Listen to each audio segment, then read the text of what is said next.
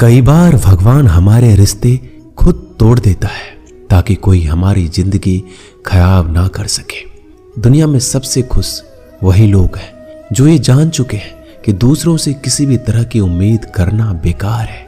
जिंदगी में थोड़ा दुख भी जरूरी है। हमेशा सुख ही मिलता रहेगा तो आप कभी जिंदगी में आगे नहीं बढ़ पाओगे। ये गलत सोच है इंसानों की कि एक अकेला इंसान क्या कर सकता है। पर देखो जरा उस सूरज को जो अकेला ही सारी दुनिया को रोशन करता है। भाग्यशाली वो नहीं होते जिन्हें सब कुछ अच्छा मिलता है, बल्कि भाग्यशाली वो होते हैं जिन्हें कुछ भी मिलता है उसे वो अच्छा बना लेते हैं। गीता में लिखा है, जब इंसान की जरूरत बदल जाती है तब उसके बात करने का तरीका भी बदल जाता है। फायदा सबसे गिरी हुई चीज है, लोग उठाते ही रहते हैं। हारता वो है जो शिकायत बार बार करता है और जीतता वो है जो कोशिश 1000 बार करता है। जिस इंसान को हम बेहद प्यार करते हैं वही इंसान हमारा सबसे ज्यादा फायदा उठाता है, क्योंकि वो इंसान जानता है कि हमारी कमजोरी क्या है। इतने समझदार बनो कि किसी को माफ कर दो, लेकिन इतने बेवकूफ मत बनो कि धोखा देने वाले पर दोबारा विश्वास कर बैठो। उम्मीद मत छोड़ना, कल का दिन आज से बेहतर होगा। जिंदगी में उस लेवल तक पहुंच जाओ कि लोग आपको खोकर पछताए। जीवन में कभी भी किसी से अपनी तुलना मत कीजिए। आप जैसे हो सर्वश्रेष्ठ हो, क्योंकि ईश्वर की हर एक रचना सर्वोत्तम होती है। खुद को किसी से कम समझना ईश्वर की रचना का अपमान है। इंसान का मन ही उसका सबसे बड़ा दुश्मन और उसका सबसे बड़ा दोस्त होता है। यदि मन आपसे जीतता है तो आपका दुश्मन बन जाता है, और यदि आप मन से जीतते हो तो आपका सच्चा दोस्त बन जाता है। यदि कोई आपको नजरअंदाज करे तो बुरा मत मानना, क्योंकि लोग अक्सर अपनी हैसियत के हिसाब से चीजों को नजरअंदाज करते हैं।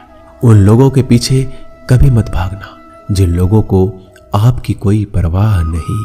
श्री कृष्ण कहते हैं, गलती हर इंसान से होती है, लेकिन गलतियां सुधारता वही इंसान है जो दिल का साफ होता है और रिश्तों को खोना नहीं चाहता। जिंदगी का सबसे बड़ा थप्पड़ किसी से की गई उम्मीद मारती है। कभी कभी इंसान ना टूटता है ना बिखरता है, बस हार जाता है, कभी खुद से तो कभी किस्मत से तो कभी अपनों से। हर जिंदगी में खुद को समय जरूर दें, क्योंकि पहली जरूरत आप खुद हैं। याद रखना कि जरूरत से ज्यादा अच्छे बनोगे तो जरूरत से ज्यादा इस्तेमाल किए जाओगे। रिश्ते चाहे कितने भी बुरे हो उन्हें कभी मत तोड़ना, क्योंकि गंदा पानी प्यास बुझाने के काम नहीं आता, पर आग बुझाने के काम जरूर आता है। जमाना जब भी मुश्किलों में डाल देता है तो परमात्मा हजारों रास्ते निकाल ही देता है। विश्वास करने वाले से ज्यादा बेवकूफ विश्वास को तोड़ने वाला होता है, क्योंकि वह सिर्फ एक छोटे से स्वार्थ के लिए एक अच्छे इंसान को खो देता है। भलाई करते रहो पानी की तरह, बुराई खुद ही किनारे लग जाएगी कचरे की तरह। जब कोई समझे नहीं तो उसे समझाने की जरूरत ही क्या है। जब कोई माने नहीं तो उसे बताने की जरूरत ही क्या है। सच्चे दिल से किसी जरूरतमंद की मदद करके तो देखो। अगर दिल को सुकून ना मिले तो कहना, जिसे जाना है उसे जाने दो। अगर वो आज रुक भी गया तो कल चला जाएगा। इंसान को इंसान से दूर कर देने वाली सबसे पहली चीज जुबान है और दूसरी चीज पैसा है। जिन्हें सपना देखना अच्छा लगता है उनकी रात छोटी पड़ जाती है, और जिन्हें सपने पूरा करना अच्छा लगता है उनके दिन छोटे पड़ जाते हैं। किसी की आदत देखनी है तो उसे इज्जत, और किसी की अगर फितरत देखनी है तो उसे आजादी दो।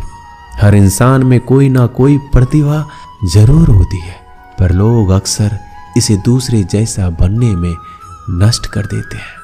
महंगे इतने भी मत बनो कि लोग तुम्हें बुला ना सके, और सस्ते इतने भी मत बनो कि लोग तुम्हें नचाते ही रहे।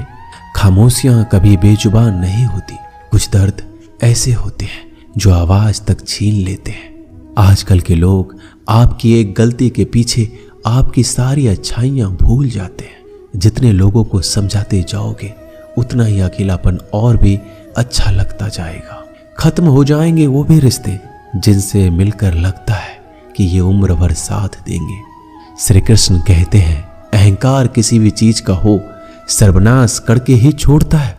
खाली वक्त में तो हर कोई बात कर लेता है।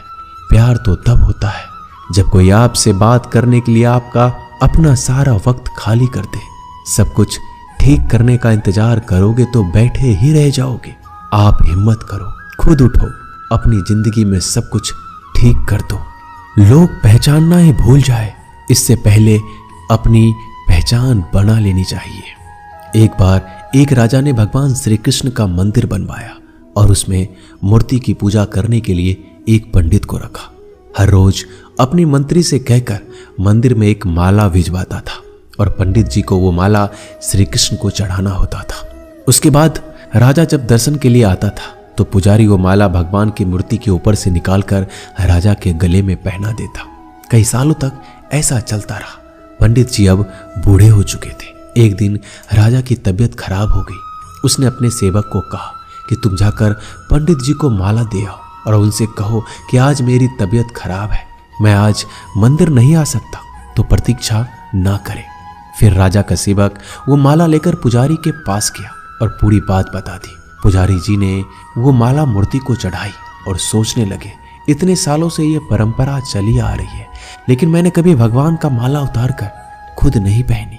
शायद आज भगवान की यही इच्छा है कि ये माला मैं पहनूं, इसलिए भगवान ने आज राजा को नहीं भेजा।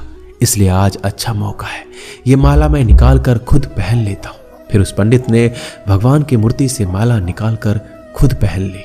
इसी बीच राजा का सेवक दौड़ के पंडित के पास आया और पंडित जी को कहने लगा कि राजा जी को ठीक नहीं लग रहा है, उनकी तबीयत और बिगड़ गई है, इसलिए अब वो प्रभु के दर्शन करना चाहते हैं।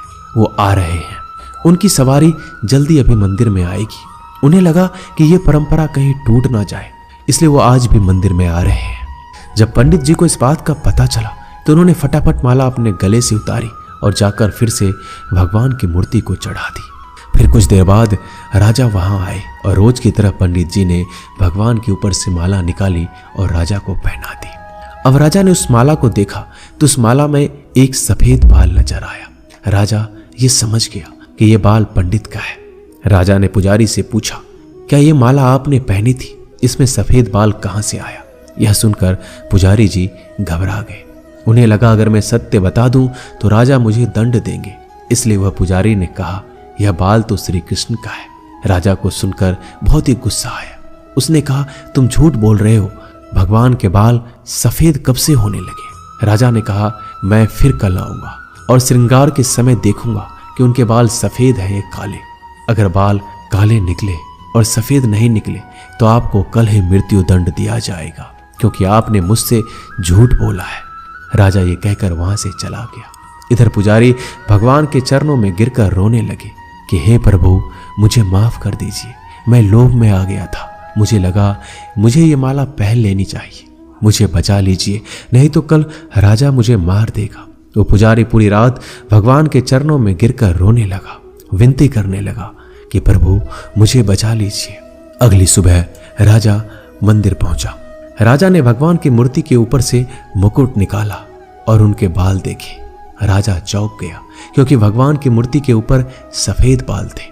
राजा ने सोचा ये पुजारी की कोई चाल है, इसने मौत की सजा से बचने के लिए भगवान के बाल सफेद कर दिए हैं। राजा यह बाल असली या नकली इसकी जांच करने के लिए बाल तोड़ने लगा।